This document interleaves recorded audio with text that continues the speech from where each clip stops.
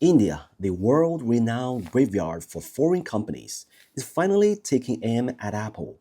An investigation conducted by the Competition Commission of India, in short CCI, the country's antitrust authority, is set to slap Apple with a huge fine on suspicion of monopolistic practices.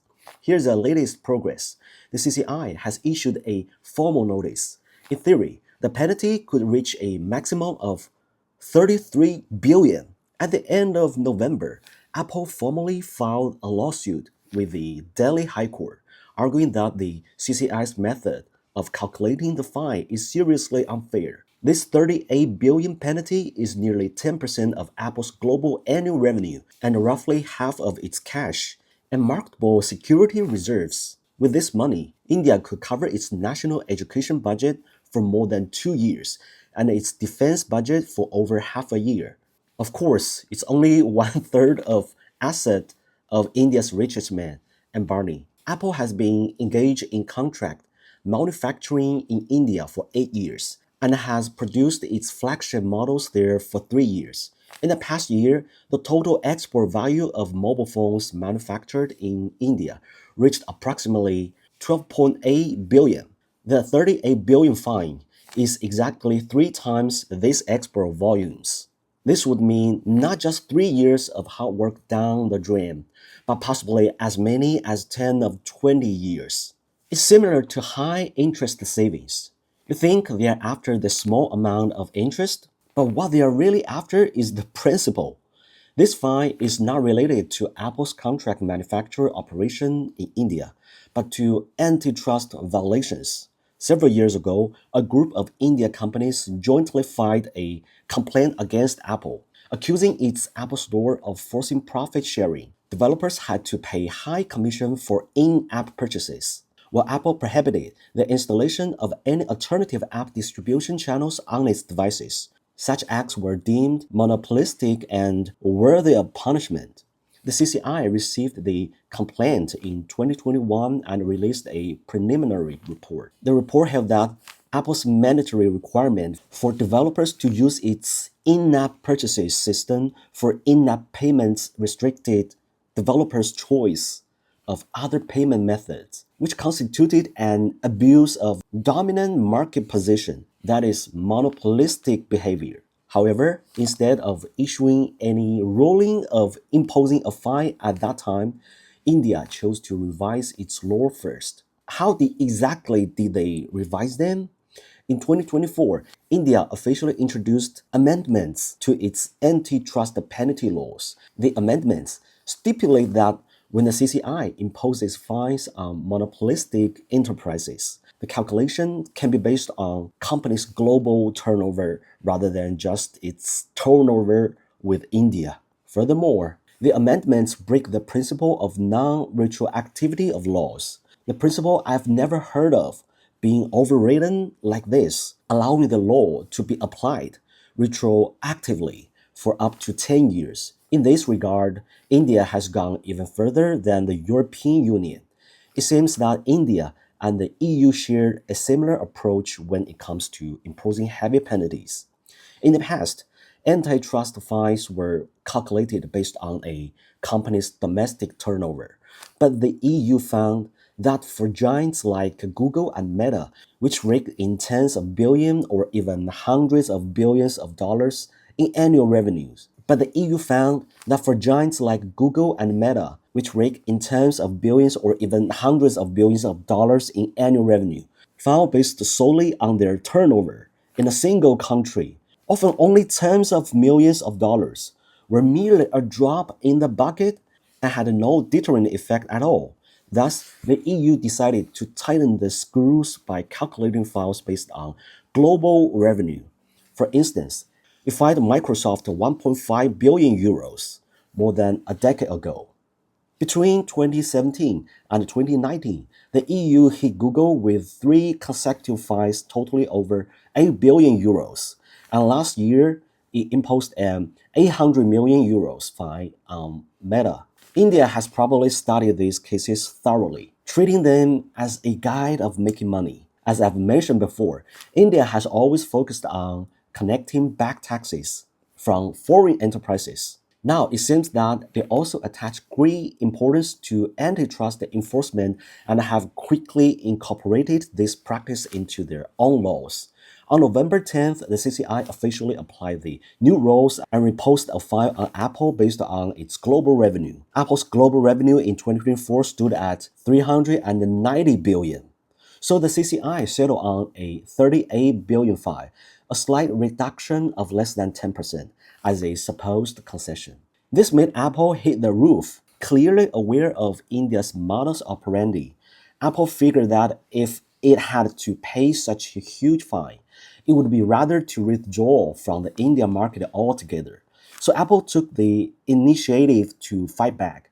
It first sued, claiming the law was unfair, overly arbitrary, and that the penalty was grossly disproportionate to any alleged wrongdoing, demanding that the law must be revised. India legal experts are generally pessimistic about Apple's move. India lawyers have stated that the amended law has already taken effect, and it will be extremely difficult to persuade the court to intervene in the legislation. Nevertheless, for the sake of $38 billion, Apple has no choice but to fight with its back to the wall. But this is not the end of the story. While the $38 billion antitrust fine is a heavy blow, India's tax authorities are also eager to get a piece of the pie. In October 2025, media reports revealed that Apple has been lobbying the Indian government for months to revise tax laws. Under current legal provisions, Apple owns billions of dollars in back taxes. In the past, when India imposes fines on Chinese enterprises,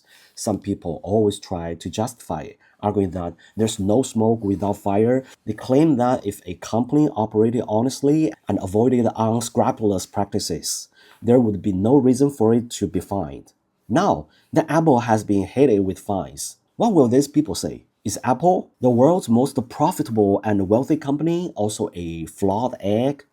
When it comes to Apple's operation in India, it has been a model of compliance. Despite the absurdity of India's tax laws, Apple has made every effort to cooperate. It paid all taxes that it was required to pay, and for those it was not obligated to pay, it sent letters to the tax authorities to explain the situation and request official confirmation. It allowed every instruction, paying when told to pay, and not paying when told not to. As long as it received official documentation to back up the decisions, one would think the tax authorities would have no complaints about such compliance. But India's tax department proved that Apple had underestimated them.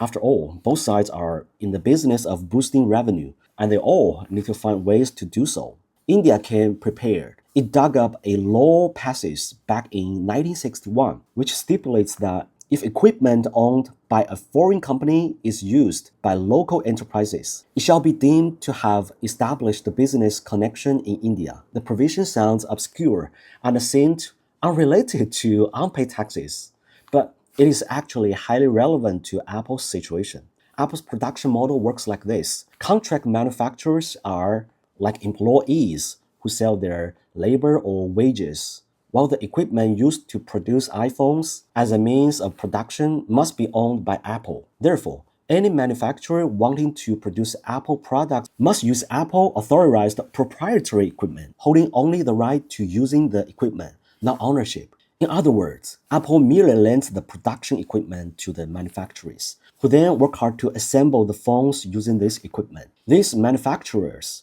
only contribute their labor and have no bargaining power at all. Apple claims that this model helps control quality and establish a standardized production system, preventing quality inconsistency caused by varying technical capabilities among different manufacturers. However, the act of lending equipment has sparked a dispute. Since lending does not involve the transfer of ownership, nor does it constitute a transaction or generate rental income, Apple argued that no taxes should be levied on it. But based on that decades-old law, the tax authorities insist that once India workers use equipment, it constitutes a commercial activity in India, which is subject to taxation. One might assume that Apple could simply calculate the value of the equipment, sell it to Indian manufacturers, and pay the backlogged import duties and the turnover taxes to resolve the issue. But this would be underestimating India's grade. Indian authorities dismissed this idea as unnecessary.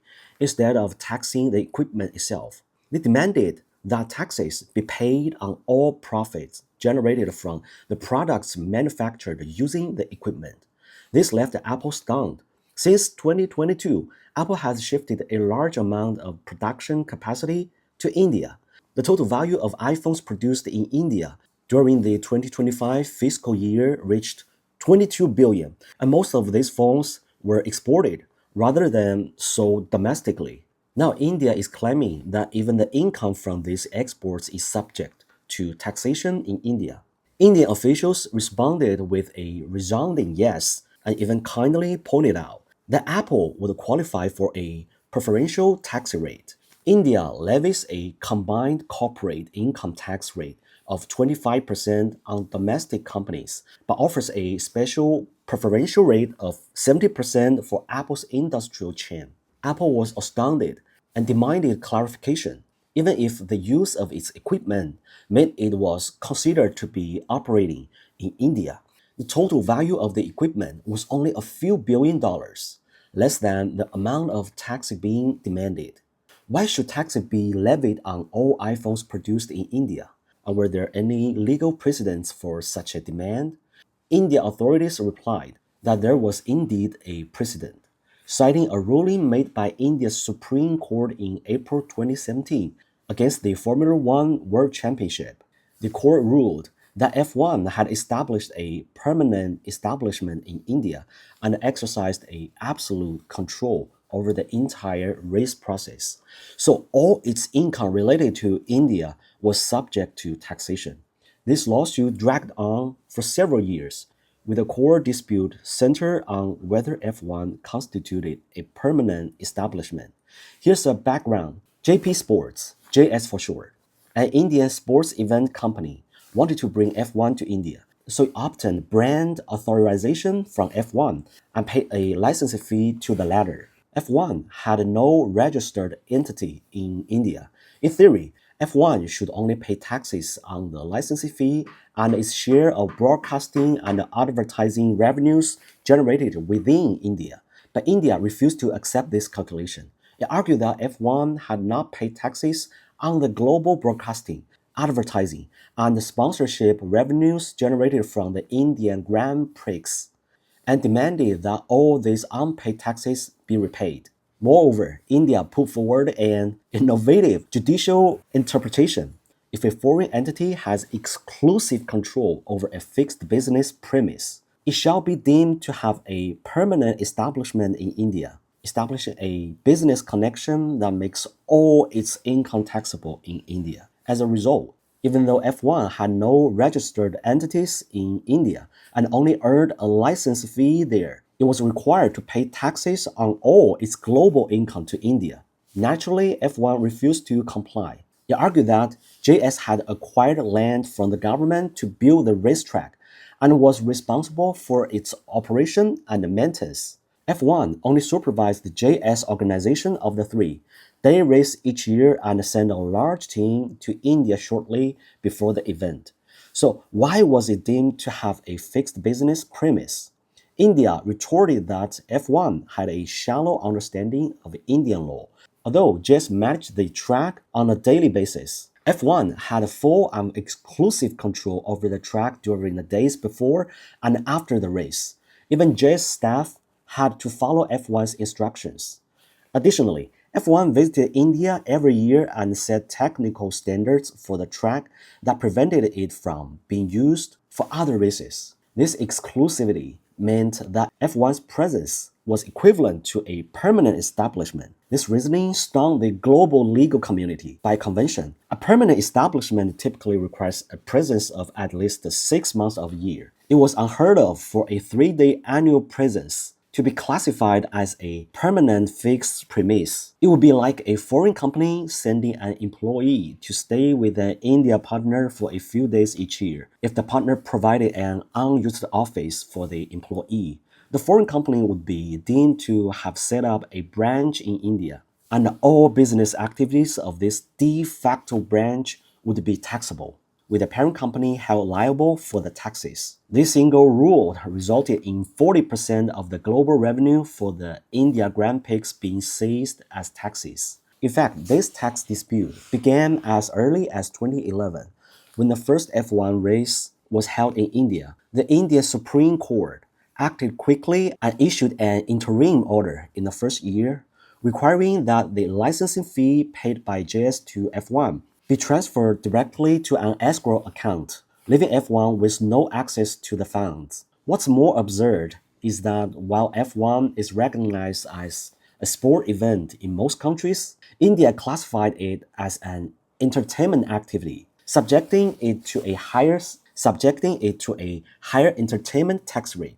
When F1 questioned this classification, India even joked that jokes count as entertainment performances, subject to higher taxes. Reluctantly, F1 held 2 more races in India before announcing its permanent withdrawal from the country in 2013. It's evident that India's entire system, including its courts and government, ruthlessly exploits foreign enterprises, regardless of their country or origin or industry. This approach has indeed deferred foreign companies, effectively discouraging them from setting up operations in India and preventing them from sharing in India's economic growth. And it's not just foreign enterprises that suffer. JS, the local operator, faced an even worse fate. The Buddha International Circuit, which cost the JS $400 million to build, suddenly lost its main source of income, with loans still unpaid and annual maintenance costs exceeding $10 million.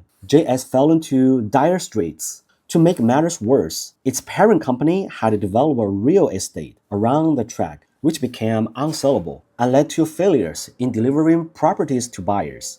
Within a few years, JS was forced into bankruptcy liquidation. India seemed to be sending a message. No one can defy its authority, as F1's fate has shown. Now, Apple is facing the same painful predicament. Unlike F1, Apple has invested heavily in the country. In an attempt to reduce its reliance on China, Apple has shifted significant production capacity to India, building factories, installing equipment, training staff, and relocating supply chains. With so much at stake, a hasty withdrawal is not an option. India has clearly seized on this. It put on a benevolent facade and claimed that business connections are established not only when foreign companies send personnel to India, but also when their equipment is present and used locally. Since Apple has full control over its equipment used in India, it has a business connection here. Therefore, even though Apple is not based in India, it should naturally pay income tax on all profits from the iPhones produced in India. Frustrated by the endless disputes with the taxing authorities, Apple has abandoned efforts to argue its case and instead resorted to lobbying politicians to revise the law and appeal the 1916 provision that forms the basis for the so-called business connection. In fact, this law can be tracked back to British colonial rule. It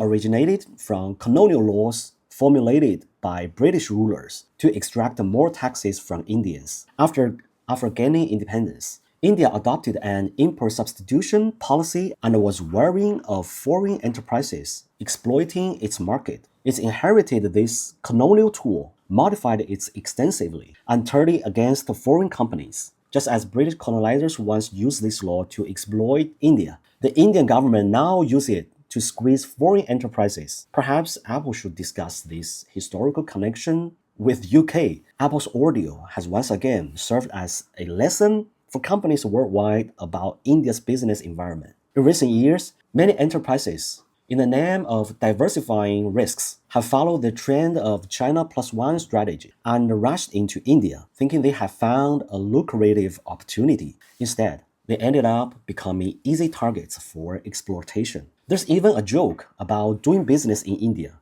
Companies should only open at noon because they are bound to be hit hard sooner or later. The court ruling on Apple's case is expected to be handed down soon, so it's worth keeping an eye on. Well, that's pretty much of it. Please like, follow, and share my content. I'll see you in the next one.